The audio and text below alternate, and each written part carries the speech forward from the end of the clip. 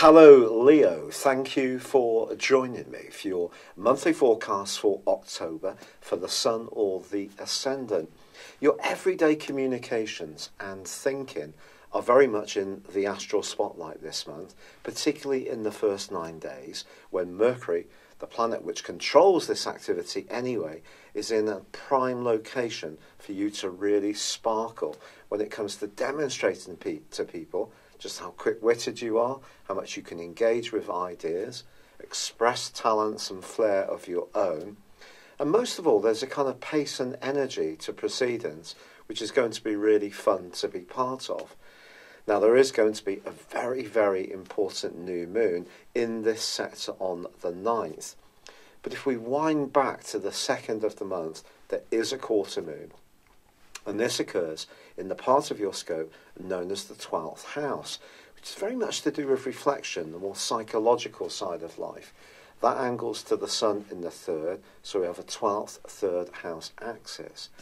I think it's possible across the following week that you may find yourself questioning some of your ideas or some of your belief systems, or some gossip can be doing the rounds. If someone does tell you something in confidence, it's probably best to keep it close to your chest.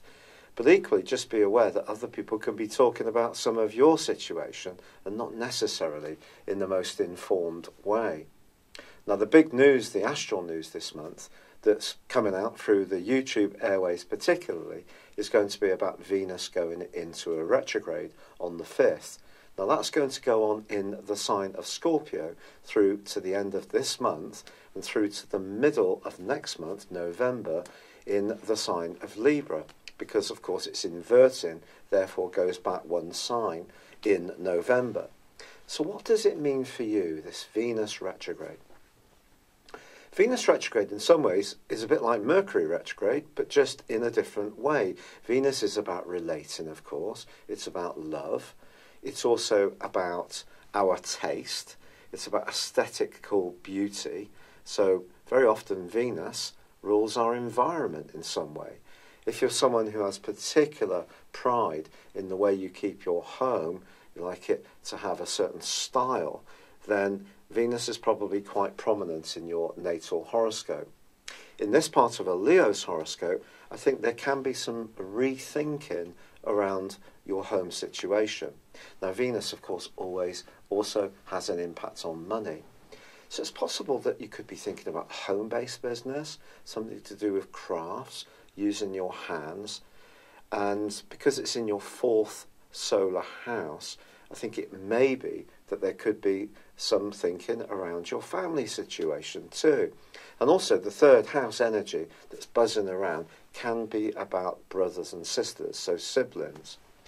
Now, Venus in the 4th house can also, of course, be about loving, because Venus is about relating, but it's the more feminine side of relating, and you may find yourself thinking that through again, especially if you're yearning for a more nurturing type of a lifestyle or intimate tie that you're already involved in. So if there is an opportunity to do more for a partner, if you have one, then certainly thinking about their needs and trying to meet them can be a good thing to do with Venus tracking backwards. But generally, it just gives us all much more food for thought. But that new moon, which occurs on the 9th, ordinarily would be a wonderful opportunity to sparkle ever more effervescently. You are one of the most charismatic of all the zodiac signs. But this particular new moon does have 2 very big influences on it. The first concerns Pluto. Since 2008, Pluto has been shaking up the way you think about your life organisation and also about your work and potentially about anything to do with health, fitness, diet and exercise, stuff like that. Now that's squaring up to this particular new moon. So your thinking around those areas could become a bit stressful in the following week. But also, this new moon forges an obtuse link to Neptune. So anything to do with very close alliances and your thoughts can also come under the astral microscope.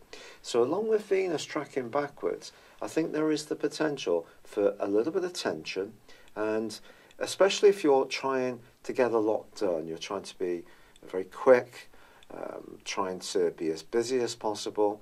Certainly, the new moon, squaring up with Pluto can create a situation where maybe you're trying to force the pace a little bit. Try to slow things down. Try to have virtuous aims, which obviously Saturn and Pluto are asking you to have, but not in such a way that it makes things very brittle and you become rather tense about things.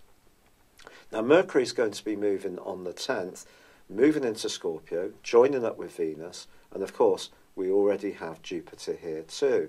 And Jupiter has been gifting you with some potential good fortune over the last year as it's been making its way through this sector.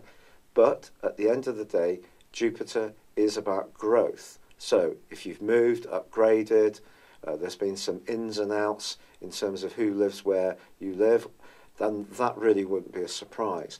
But I think Mercury moving into the 4th house can actually inhibit us a little bit in terms of our emotional communication.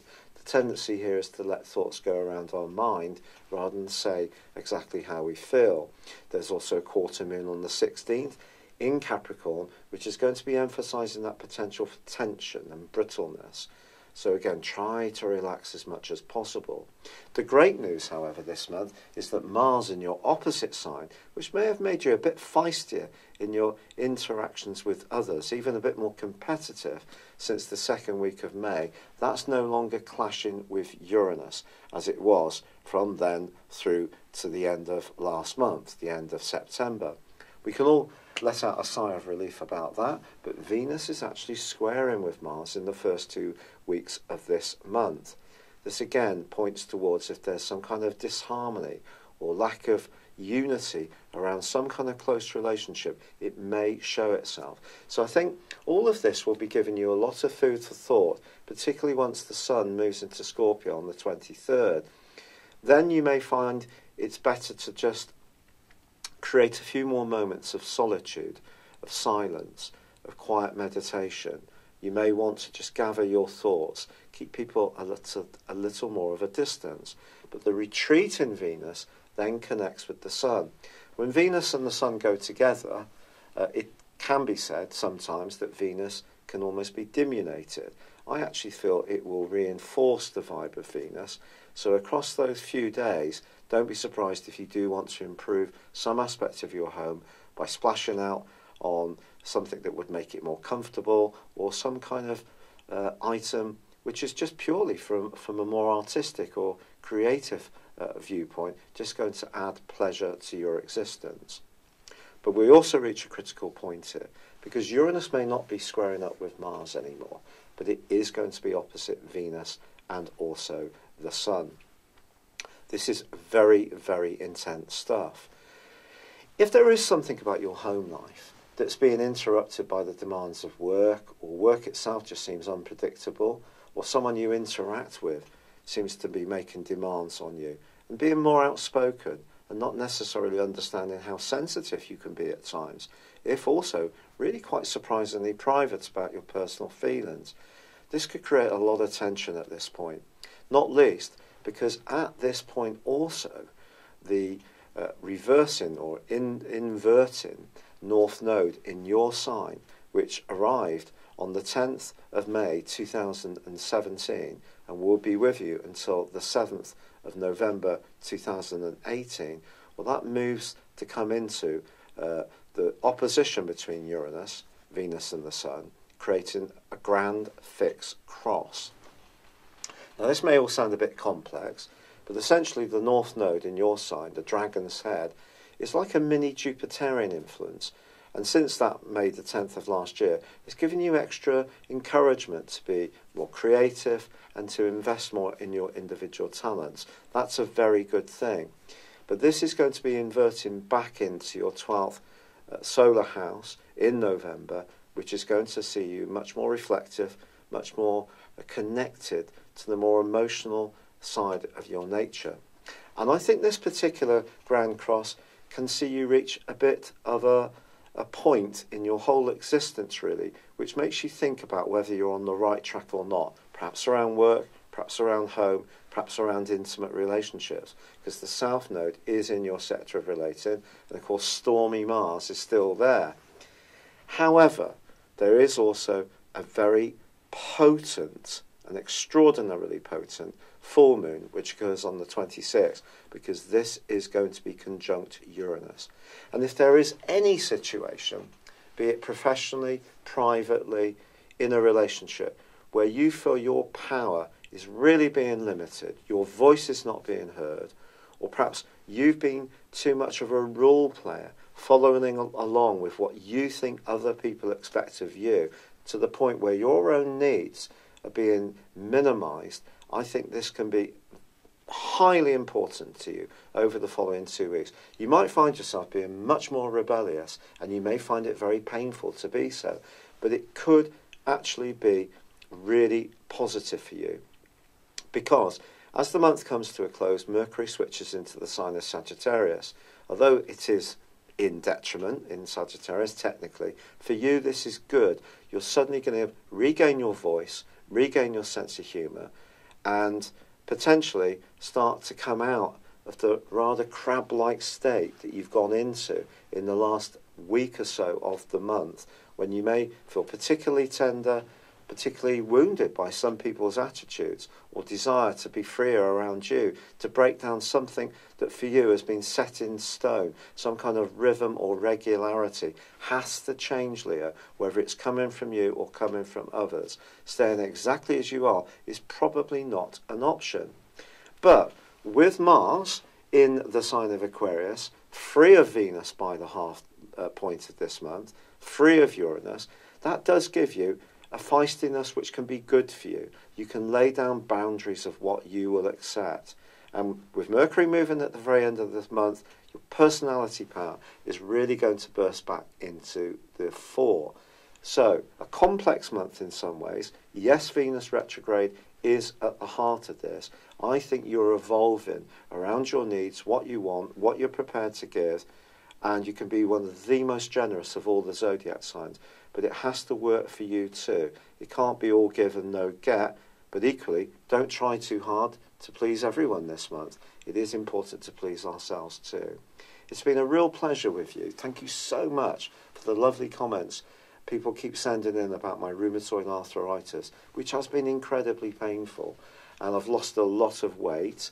I'm on steroids at the moment to try and stabilise it, but then I have to go on to a much more powerful drug. But I am, at the moment, still embracing all the natural remedies, so many good suggestions, which I have taken seriously. And there is some sign of promise with those, and if I can avoid going on the heavy stuff, then obviously I will. But the initial medication, hydroxychloroquine, just has not worked. But thank you so much, good luck for October, and goodbye for now. Hello, thank you so much for watching my video. I'd love you to join me at my Horoscope Ace app. You can find this at www.horoscope-ace.com. You can use it through Android, iOS, Apple, or Facebook. Check out your ascendant or your moon sign, or download your free birth chart. There's all your favourite videos, plus there are daily, weekly, monthly and yearly horoscopes for general, love, Chinese and Indian astrology. If your passion is tarot, there's my brilliant 3-card money or love tarot readings too. And it's all there at www.horoscope-ace.com. Thank you.